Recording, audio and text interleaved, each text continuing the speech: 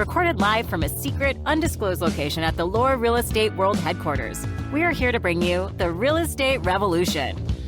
Hello, everybody. This is the Real Estate Revolution podcast. I am Kip Lore, your host, and we have Ryan Neal from our Eugene office, our trusty co-host in the studio today. Hey, Ryan, how are you today?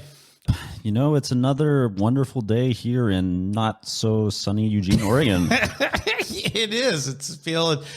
I thought, the daffodils were pushing up through the ground and we had a couple of frosted evenings the last couple of days. And I thought, man, all the flowers are going to literally croak, but the crocuses are not croaking, everybody. The flowers are out and they are here to stay. Anyway, we have an exciting show for you today. We are going to talk about selling a home in a seller's market. We have talked extensively over the last few weeks about buyers and the perils of being a buyer in the current real estate market in both the Eugene, Springfield, and Bend, Redmond areas. We thought we would talk about selling your home. We are in the season, and a lot of you are going to think about getting out there and putting your houses on the market this spring. So we're going to bring you a show that is just for you today. And as always, we have our weekly market report, which Ryan will take it away. You have something interesting for us today? Yeah, let's get the numbers out of the way before we go into our discussion about selling your home. Sounds great. We'll start with Eugene. So through February, we saw an interesting trend where homes at the lower end of Eugene's market were getting grabbed up significantly more so than homes at the middle and upper ends of the market. But in the first week of March, we're starting to see that trend reverse. So there were 42 sales at a median of $458,000, and that's a bit of appreciation from what we saw in February when the median was closer to $450,000. So we're thinking that this is really a preview of the sale prices we're likely to see in Eugene in the spring, at least at the start of the buying season. There was a good deal more buyer activity than seller activity this first week of March, with 59 pending sales compared to 48 new listings. So that balance should start to shift soon, with more sellers encouraged to list their homes during the time of year when that traditionally happens. But if it doesn't, buyers are in for a pretty difficult time at the start of the spring home shopping season. There's going to be a lot of competition for a limited number of homes. In Springfield, last month we were seeing more activity in the middle to upper end of the market. But in the first week of March, we're seeing these less expensive homes flying off the shelves. There were 36 pending sales at the median list price of only $379,000. So Springfield's active inventory right now, there are 38 active listings with a median ask of $455,000. So that's really close to what we're seeing in Eugene, where the median ask price for active properties is $487,000. So, whether you're looking in Eugene or Springfield, they're really going to be different considerations. It's no longer the case that Springfield is a cheaper alternative to Eugene. And what's more is that in Springfield, talk about Eugene having this incredible inventory crunch, but it's even worse in Springfield. There's just over a week of inventory currently available, and it's just super low. In Bend, there's some indications that compared to what we saw in February, the market has plateaued, at least for now. In the first week of March, there were 74 pending sales, and these went for a median of $699,000. So that's a significant decrease from the sale prices that we saw in February, where we were getting close to $800,000. So through the winter, through December, January, February, we saw a run on higher end homes in Bend, but the lower end of the market is getting more attention as we're heading into the spring. Buyer activity is still more robust than seller activity at most price points, with 74 pending sales compared to 63 new listings. So the inventory crunch, it's not over yet. We're at record lows pretty much right now.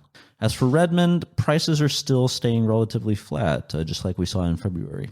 There were 23 pending sales with a median ask price of $500,000. Inventory is up slightly. We're at about 3 weeks now in Redmond, 75 active properties. These have a list price of $600,000, which is a good deal higher than the properties that we're seeing go off the market for. So in other words, people are grabbing up Redmond's more inexpensive properties, but higher end homes are sitting on the market a little longer than they are in Bend, where there's just this incredible activity no matter what price point you're looking at. That's all for this week's market update. Let's go on to the main part of our show.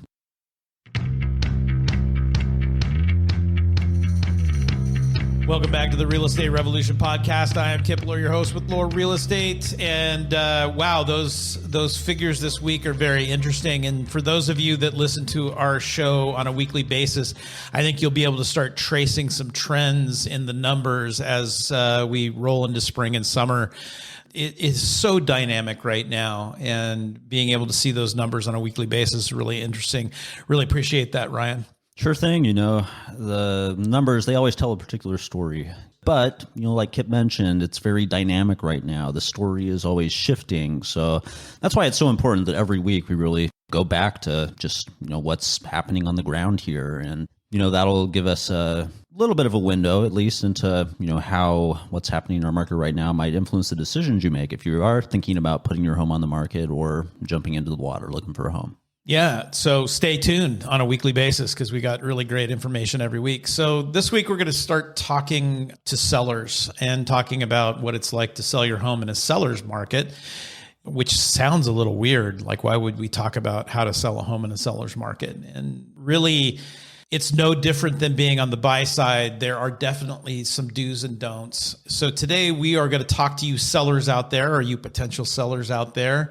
And I think we'll start out with the question of, should I stay or should I go now? Like the song says. So, some of the first considerations rolling into the spring as you're considering whether you're going to put your house on the market is, what are the pros and cons of putting your house on the market right now? Is it time to pull that equity and run and go do something else with the money that you have accumulated in your homes?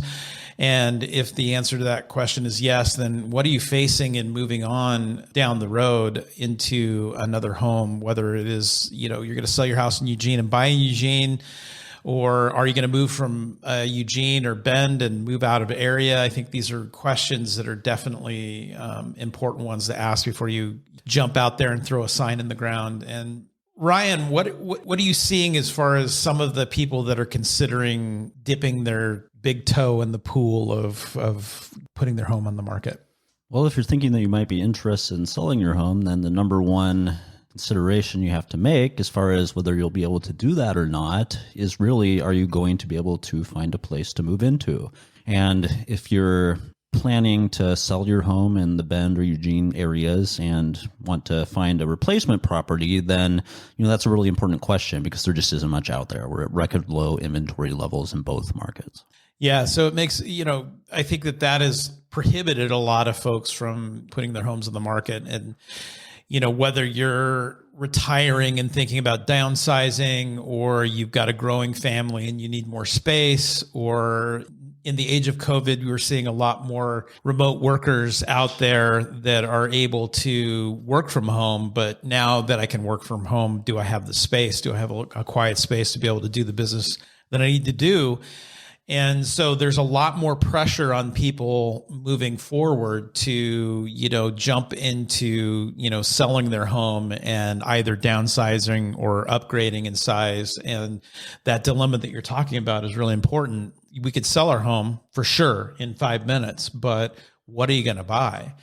And so what are people going to do? What are some of the things that we can recommend sellers to consider before they decide to put their house on the market? So first of all, the question is, what are your goals?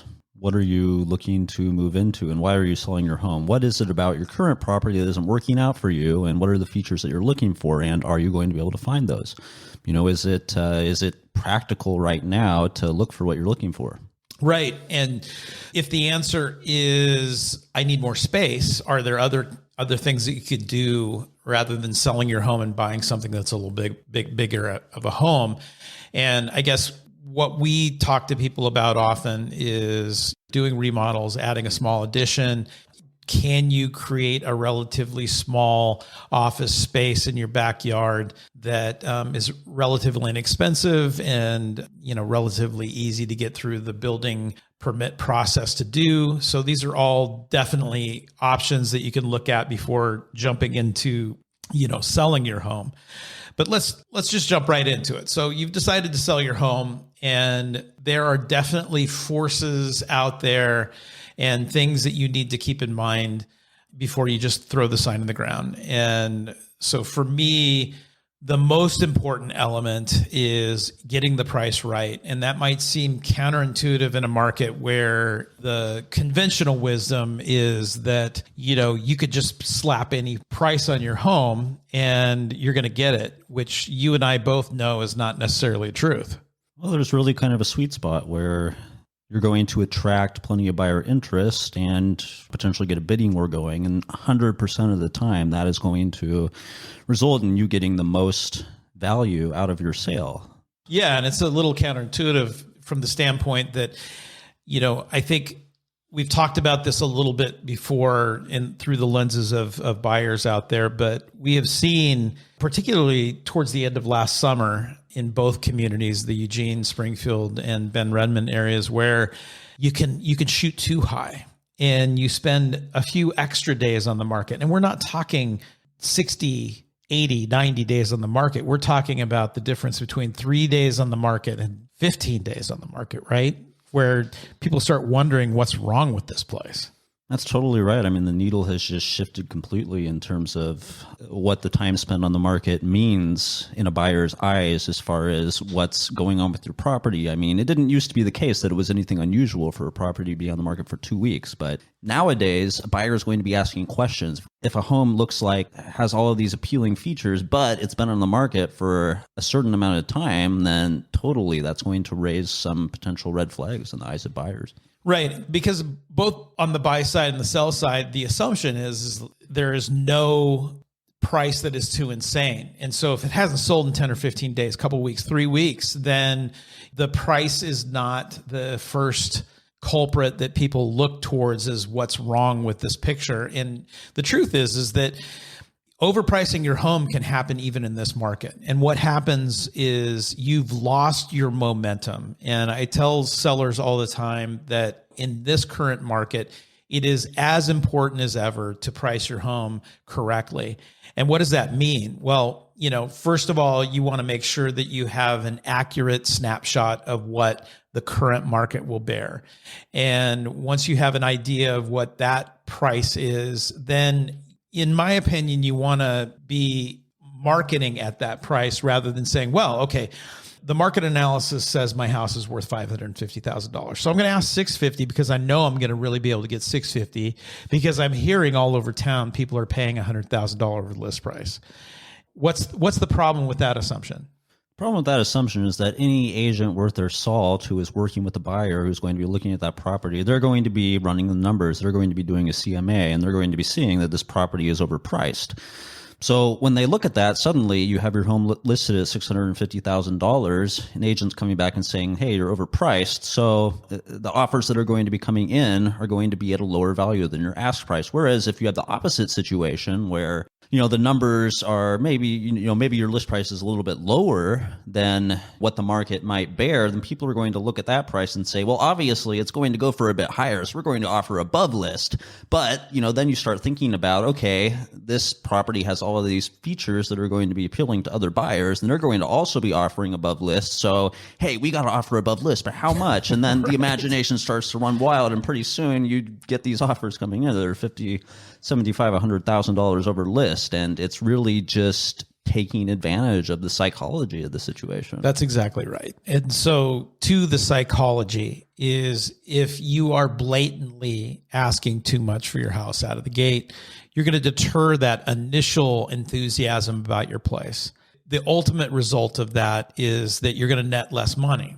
And sometimes that can end up being $30,000, $40,000, $50,000, $60,000 below what you coulda, shoulda, woulda got if you had just started out at the right price. So I guess the takeaway here is even in this market, pricing your home correctly for the moment in time that we are in the market is still as important as it is when there's more competition out there as far as inventory. And so the next step for sellers, once you've got your house, you've talked to a real estate agent, and I'm going to take a little bit of a sidetrack here because I don't want to get off of the price part of this recommendation until we talk about how do we determine price.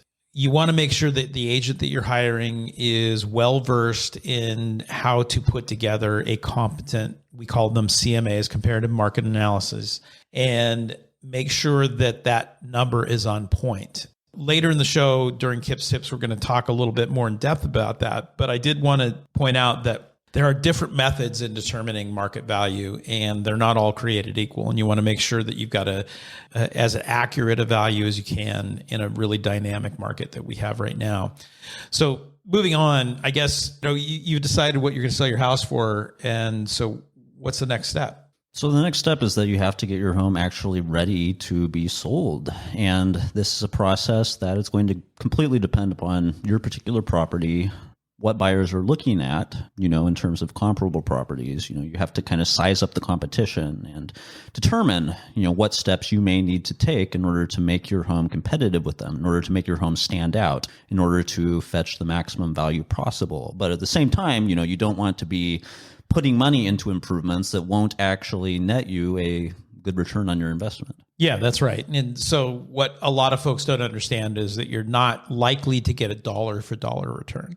The rare occasion is when you increase square footage, you increase the finish quality dramatically. And even then, it's not a short turnaround as far as getting a dollar for dollar return on your investment. And so it's really important to put the emphasis on first curb appeal. So that buyer is going to drive up to your house. They're going to drive down your street. They're going to drive up to your house. And their very, very first impression is going to be what they see as they drive up and they get out of their car and they're walking up to the front door. This curb appeal is the most important first opportunity to sell your home for the top dollar that you're going to get with a buyer. And so people are going to forget about the dog that dug holes in the backyard, or they're going to forgive those things because they've already developed their opinion of your home by the time they've almost walked through the front door. So making sure that your landscaping is on point, making sure that any repairs that need to be made to anything to your home that is super obvious, especially from an aesthetic point of view, and that first walk up to the home is really important. So once you walk through that front door, what are some other areas that you could be throwing a little bit of money or at least some thought into as people are walking through your home? Well, when we talk about first impressions nowadays, of course, we have to talk about online listings and photographs, because for sure, really the first thing that most people are going to see about your home are the photographs that 100%. You have attached to your online listing. So really that process is essential. It's kind of funny. We, sometimes go back and look at sales that happened, maybe half a dozen or 10 years ago. And the quality of photography is really just, you look at the photographs and it's like, how are these people planning to sell their home when that's the way it's being presented? But what this is really showing is that the real estate buying landscape has vastly changed. Online listings, photographs are more important than ever before, and, making a good first impression. So professional photography is definitely a must. You need an excellent photographer going into your house, and somebody who not only is an excellent photographer, but they have experience with real estate photography. 100%. That's absolutely right. There are plenty of photographers out there that do great portraits. They do great outdoor action photography.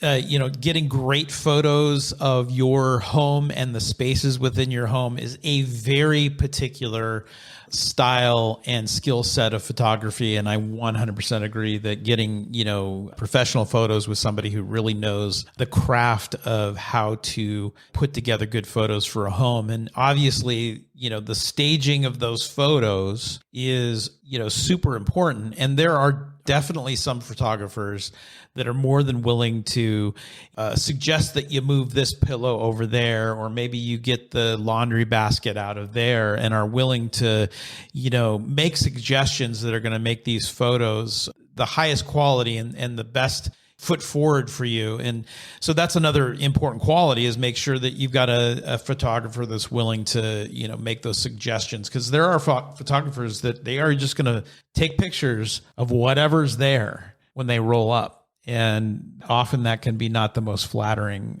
photography. Yep, they're going to come in, they're going to snap photo after photo, they're going to get what they need, and they're going to be done with it. But that's really not what you need in a real estate photographer. You need somebody with an eye for detail, an eye for, what people who are looking at a listing online are going to see, and what these photographs are going to say about a home, and how they're going to present it in the best possible light. Yeah. And so I guess one question we get a lot is folks that have already moved out of their homes. And should your home be staged? Should you have furniture in there? Should there be staging in your home? Obviously, we're in a hot market, so people are buying homes that are empty. People are buying homes that are staged. People are buying homes that are lived in. What is your opinion on whether or not you would recommend that people pay to have their home professionally staged? Well, it's just such a case-by-case question, really. I mean, in some sense, with any property, whether it's staged or not, you have to leave it to the buyer's imagination to be able to visualize themselves living in that space. Yep. But the truth is that having furniture there, having staging in the home can kind of jumpstart that process. That's right. That's right. What most sellers don't understand is, for the most part, buyers do not have the imagination to be able to envision what living in that home is going to feel like unless they have the cues of the lived in look, as it were. So, I agree that it's a case by case basis, and it's not an inexpensive proposition to have your home staged. Fortunately, we're in a market right now where it's a fairly quick open shut case as far as getting somebody in contract. So you're not going to have your home staged for several months at a time. So if it is within your budget, I am in the camp of recommending that you don't leave it to chance that a buyer is going to be able to imagine how the space is going to feel lived in wise. It's always nice to be able to help them with some staging. So moving on, what else are we looking at to get the home ready, or what's the next stages for a seller when they're getting ready to put their home on the market? Yeah, so when we talk about improvements, I would say that there are really two different categories. The first are basically cosmetic improvements. Right. Repainting the exterior or interior of the house, cleaning things up, and staging also falls into this category. You're not making any fundamental alterations to the home, but you're trying to present it in the best possible light. That's right. The other category it fixes they're actually fixes. You're replacing countertops. You're potentially altering the floor plan. There are a lot of different possibilities if you look at any given property. Yeah, and I would say that for most folks, we are going to be making recommendations to that first category of how we can spruce things up in a affordable way. Many of those things can be kind of weekend warrior types of painting and whatnot. And, I think also for folks that aren't going to be moved out by the time they put the house on the market, it's really important to pare down the personalizing of your home.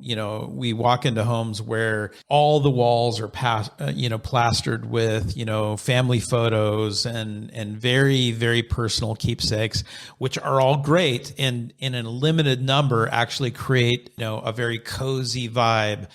But there is something to be said, putting a few things in boxes and allowing a little room for imagination for a buyer to come in to be able to, make that house their own. And so there's kind of this fine line between, helping buyers envision this being a very inviting, very cozy, livable home, and then also feeling like this is very personal to the homeowner. And I'm having a hard time seeing myself moving into this place. And I think paint colors definitely can become an issue for folks. You move into a place and you can paint whatever color strikes your fancy. And sometimes those colors can get pretty wild, don't you think? I mean, particularly today, sometimes people go a little bit wild with the accent walls, for example. And, yeah, totally. Some people are going to come into the home and really dig that, but there are also people who are going to come into the home who really are not going to dig it. And when it comes to these kind of cosmetic improvements, really, you're trying to tread this fine line between doing, like you're saying, Kip, something that's so personal, it's only going to appeal to a fairly limited number of people, and, something that's just kind of boring and doesn't have any character to it. That's right. And one of the stories I tell folks, my very, very first sale in real estate, I had a listing where the homeowner was extremely proud of this vaulted cedar tongue and groove ceiling that they had put in there. And even back in the dark ages, it was not a cheap improvement. And he was convinced that this was going to be what sold his home. This is going to be the selling point. Everybody is going to be knocking over each other for this cedar, tongue and groove wood ceiling in the home. And so we sell the home, and a couple weeks after closing, I'm driving by the home and I noticed the splintered remnants of the cedar tongue and groove ceiling laying in the driveway, all torn out, and not even torn out in a way that could repurpose the wood. It was just torn out completely, and they'd gone in and drywalled the ceiling and painted it white. And so I knocked on the door and I rolled up and I said, "Hey, would it be okay if I come and pick up this wood?" Because I didn't want my seller to come by and notice this torn out cedar ceiling. And so, I learned really early on in my career that, one man's amazing, this is going to sell the house, is another person's the first thing I'm going to tear out of the house. And so it really is important to create this balance between something that is going to be a warm, inviting, cozy home.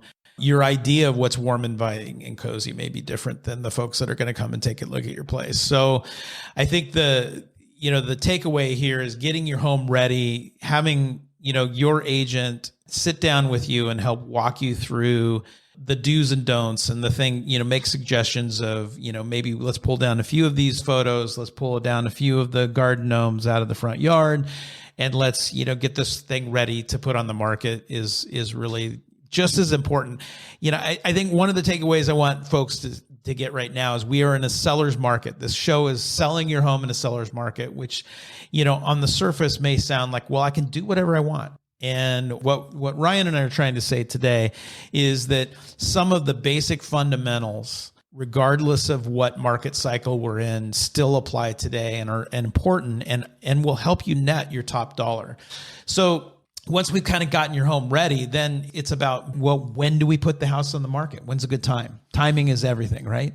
So the conventional wisdom is that the warmer season is the home buying season and the best time to list your home. And in terms of volume, the vast majority of homes that get listed on the market in the Eugene, Springfield, and Bend, Redmond markets are during the spring, summer, and early fall. But really, we've just been seeing market dynamics taking place that call into question that basic assumption that the summer is the best time to list, period.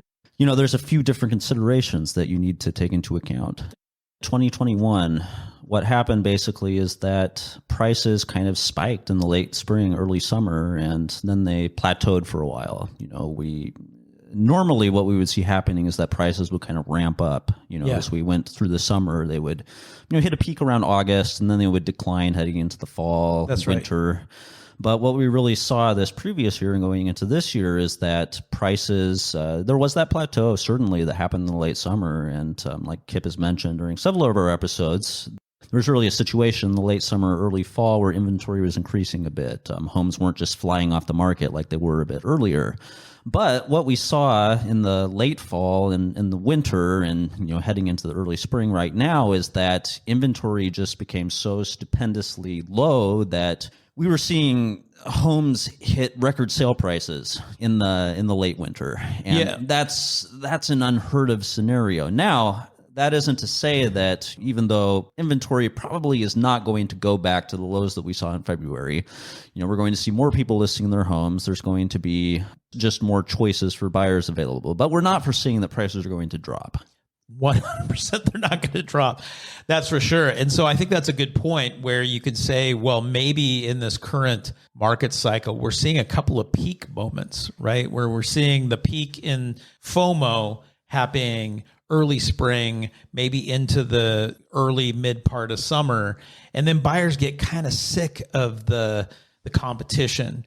And they look at houses that they're trying to make an offer on go for $100,000 over what the list price is, which in many cases is outside of the price point that is affordable for the folks that are looking in. If you're looking at a $600,000 max that you can buy and that house goes for $7 million, you're out of the market. And, it can create a little bit of, it can be discouraging. And I think what we saw last summer is we had enough discouraged buyers where they kind of pulled back for a minute and they were just like, you know what, maybe I can't afford it. Or maybe I should wait and see what the market does. And then when we got into kind of that early winter, that November, December, all of a sudden the things that were available, people were starting to, get excited about again. And so we got a little bit of another peak moment there. And so for most sellers out there, realizing the peak dollar amount for your home is going to be rolling into, the next couple of months, in my opinion. And so will you have opportunity in the fall or early winter of this year? For sure. I think that that's true. I think we're going to see some similar patterns this year that we saw to last year. And so it's important to say, well, what time of year to go on the market.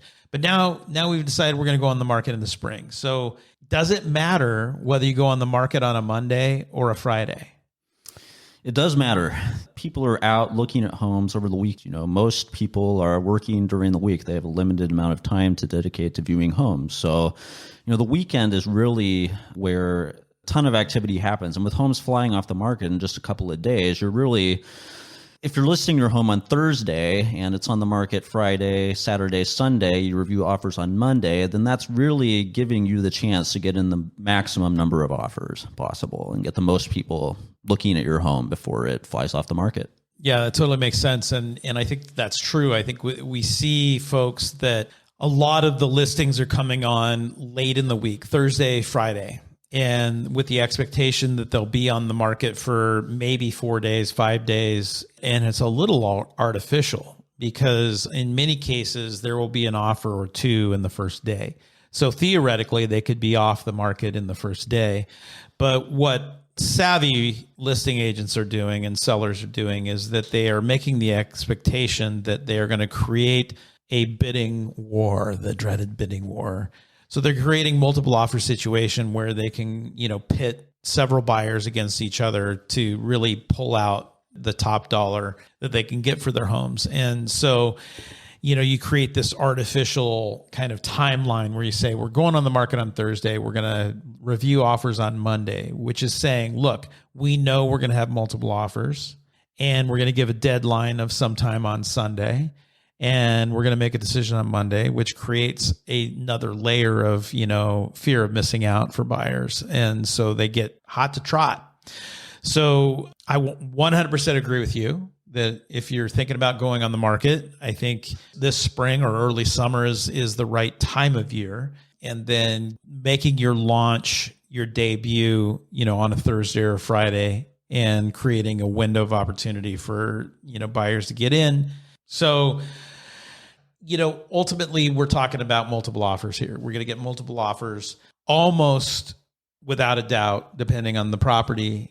I mean, even properties that need a lot of help are still ending up with multiple offers. So what are some of the most important things to take in consideration when looking at these offers? How do you review them? How do you pick an offer? What are your recommendations to the sellers that you work with as far as, how you got to navigate 15 or 20? I mean, we've had properties where we've had 30 offers. Definitely happens. And sometimes you hear about other markets where there's something more like 60 or 70 offers. It's just hard to imagine because at that point where you're getting that many offers, your agent can make a spreadsheet. You can kind of try to math it all out as far as what the most attractive offer is in terms of returning your value. But really, that's not going to give you as a seller the context that you really need in order to make a decision. What you really need to know is that a buyer is going to be able to perform their end of the bargain because, it goes without saying that the current market, things are tight. There's a lot of FOMO out there and buyers are making a lot of ridiculous offers.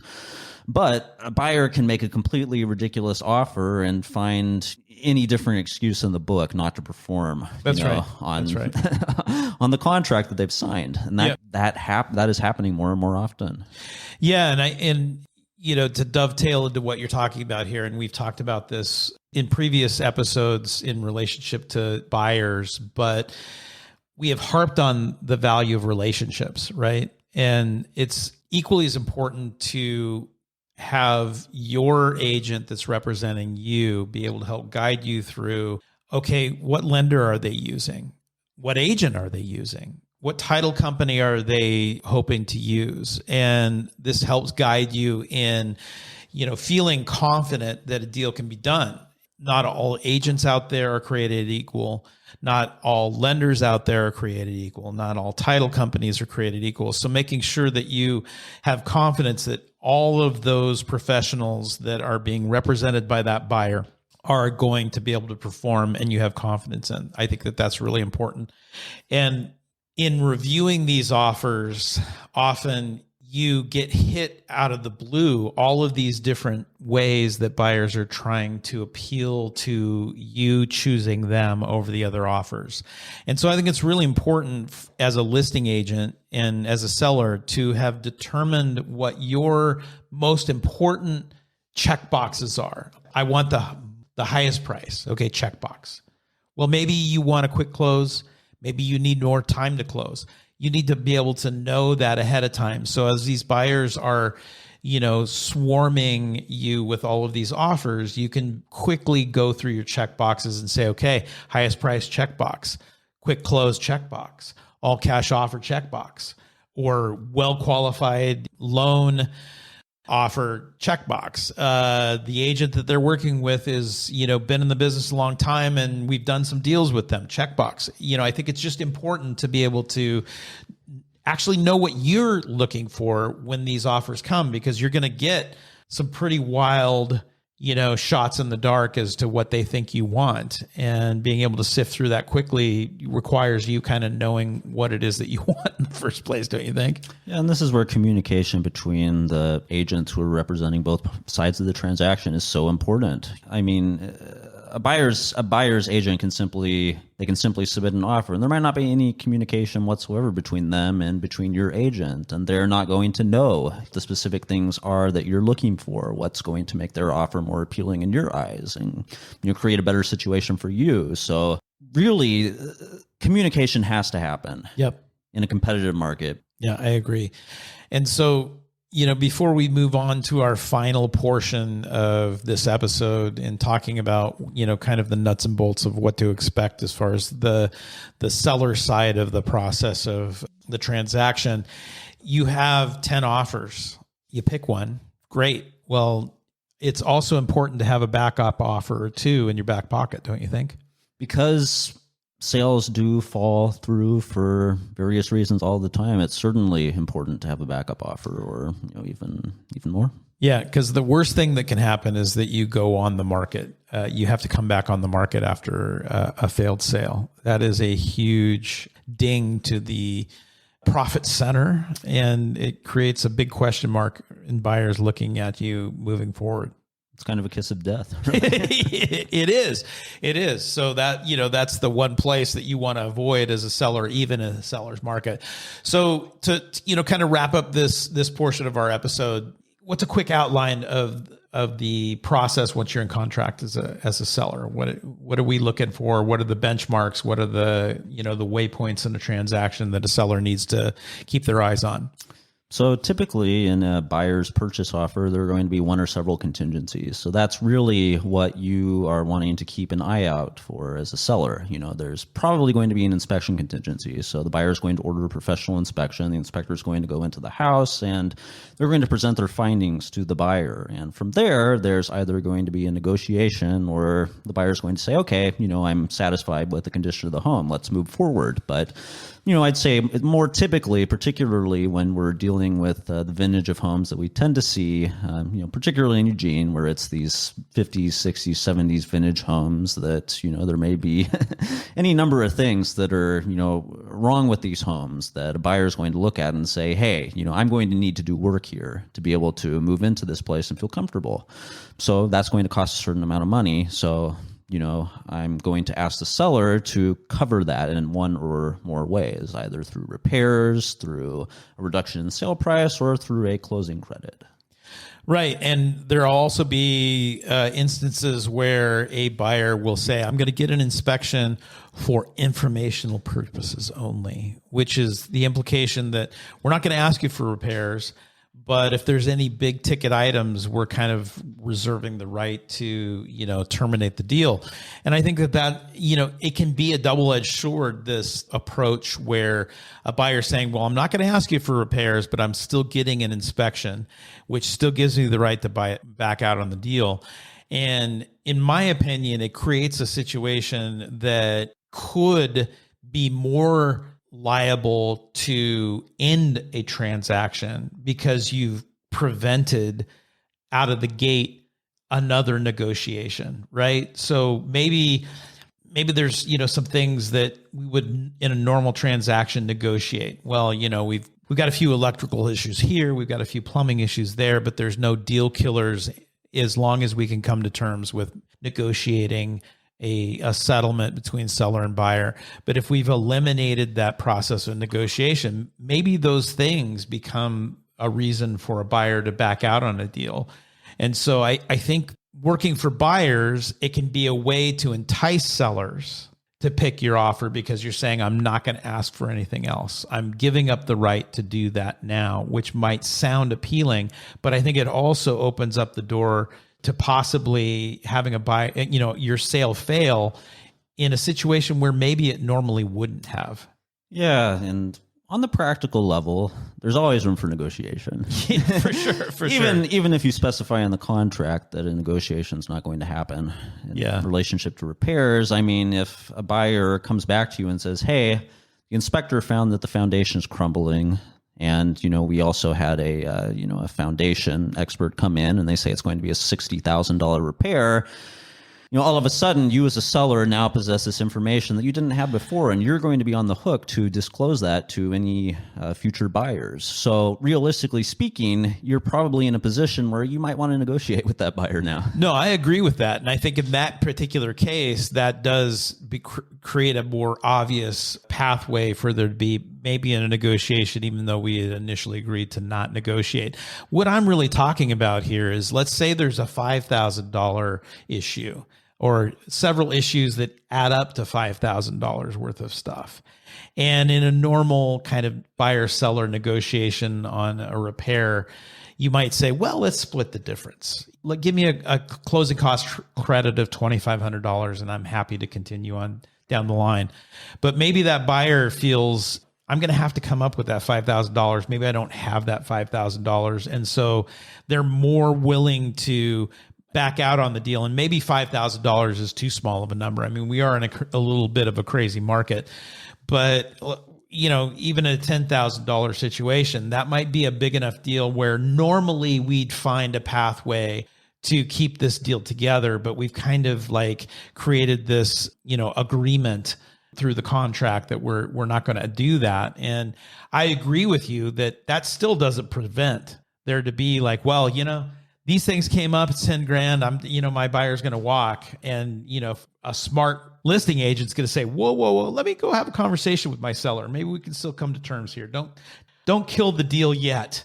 But I think it also opens up the possibility for maybe less savvy real estate agents to not, jump on that opportunity to keep a deal together when they could. No, at the same time, this is also where backup offers come in handy, because you have somebody who says, hey, I really don't want to pay this $10,000 that the inspectors identified. I'm going to need to get this place up to snuff. So, hey, I'm really thinking I want to back out, but hey, and then you come back to them and say, well, actually, we've got these couple of backup offers in hand. They're pretty much, almost at the same level as your offer. They're going to jump in. So, hey, take it or leave it. Yep, that's right. So, it's a tricky situation, but from a seller side, the advice here is don't let your deal die. Put yourself in a position where, you're confident that you can get the deal done, and then have a backup plan if, God forbid, your deal does fall apart. So you get through that process, and there's going to be, I guess the idea here is you're going to have an inspector come in your home. So you've shown your home, you're still going to have people tromp through your home with the inspector. And then the next thing that's going to happen is an appraiser is going to need to show up and do an inspection of your home as well. So that's going to be another point of touch for having to make your home available. But beyond that, then we're kind of, once you get past the inspection contingency and your property comes in at value, or you've negotiated it, if it hasn't, then you're kind of in the landing pattern at that point, right? You are assuming there isn't any funny business with the lending side of things, which, we unfortunately in this business, we do see 11th hour failures to, obtain financing. No, that's right. And I guess that gets back to making sure that you've vetted the buyer's lender. You make sure that you have confidence in their ability to, perform. So I think for today, we have done a pretty good job of giving sellers an idea of what the process of selling a home in a seller's market is like. Is there anything else? Are we missing anything? We're probably missing a ton of things. We are missing a ton of things. I mean, really, we'd have to dedicate several episodes to this topic to go into That's right. any sort of depth. But we've also covered a lot of ground, and I think that I think we've given some information that if you're thinking about selling your home in our local markets, you can really put to use. Well, as always, it's a pleasure to have you in the studio with me, co-hosting the show. And we're going to take a quick break, and when we come back, we're going to do our Kips tips. Sounds great.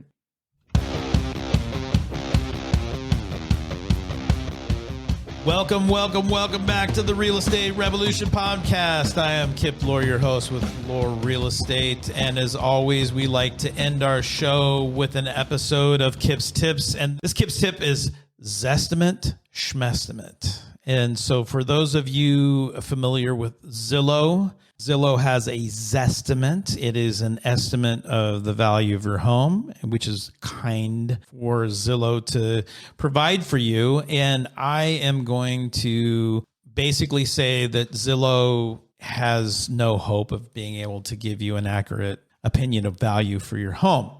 And so, obviously there are cycles in our market where Zillow can get closer, and there are types of homes that are easier for Zillow to be able to estimate the value of your home. But Zillow themselves, they say that they use a sophisticated neural network-based model, whatever that means, to help generate a value for your home. And essentially what they're saying is they use county records. They use the information provided by real estate agents through their listings to help guide them in being able to come up with a value for your home. And the problem with this is the variability of the circumstances on the ground. The old saying of real estate is local. And so values are hyper local. So they are very, like wine, there are micro climates and micro neighborhoods where the circumstances of, why the value of your home is X, Y, or Z is very dependent upon too many variables to determine 10,000 feet. And so, what happens is you get on Zillow and you see Zillow is telling you your house is worth $800,000.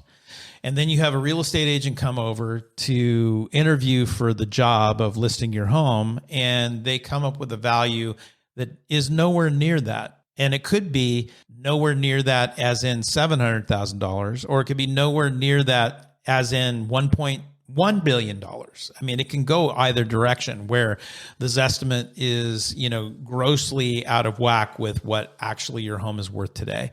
And obviously, if your agent tells you that your house is worth a couple $100,000 more than Zillow is saying, you're going to be super excited. But if you've made the decision to put your house on the market based on the Zestimate or the Zillow estimate value of your home, and then you find out that your house is worth $100,000 less than what Zillow said, that might change the, willingness or the desire to sell your home. And it also might change your opinion of the real estate agent that's telling you that your house is worth $100,000 less than what Zillow says. And so just as I don't like to show homes to buyers before we know what price point they actually can afford, for sellers, it's the same kind of thing where we need to make sure that the expectation up front is in line with what reality is. And even though we're in a seller's market, if your house ain't worth $1 million, it's not worth $1 million. And so getting excited about selling your home or making plans to sell your home based on the Zillow estimate can be really fraught with danger. So The idea here is that you hire a professional that is going to look at the homes in neighborhoods, hopefully your neighborhood, or neighborhoods that are very much like your neighborhood, that are going to be similar in square footage, similar in age, so that they can create a opinion of value that's very, very current and very, very specific to your home. And it can be a big difference between you have all wood floors or you have middle of the road carpet, or you have Formica countertops versus granite countertops, or you have old almond or avocado or gold appliances from the 60s rather than stainless steel appliances. I can go on and on about these things, but these all make a huge difference on what your home is worth. And Zillow can't know those things. Their sophisticated neural network based model cannot have those data points, or even if they did, they wouldn't know what to do with them. So Kips tips today is hire an agent to give you a comparative market analysis so you know what your house is worth today, so that you don't either make a decision to sell your house when you're really not in a price point that you're ready to do that, or you overshoot what your home should be marketed for and you actually net less money because you started too high. There you have it. That's this week's show. Thanks again to everybody involved in our show today, and we will see you next week. Thank you for joining The Revolution. We are over and out until next week, when we'll continue to fill you in on all that matters most in our local Bend and Eugene real estate scenes. See you next time on The Real Estate Revolution.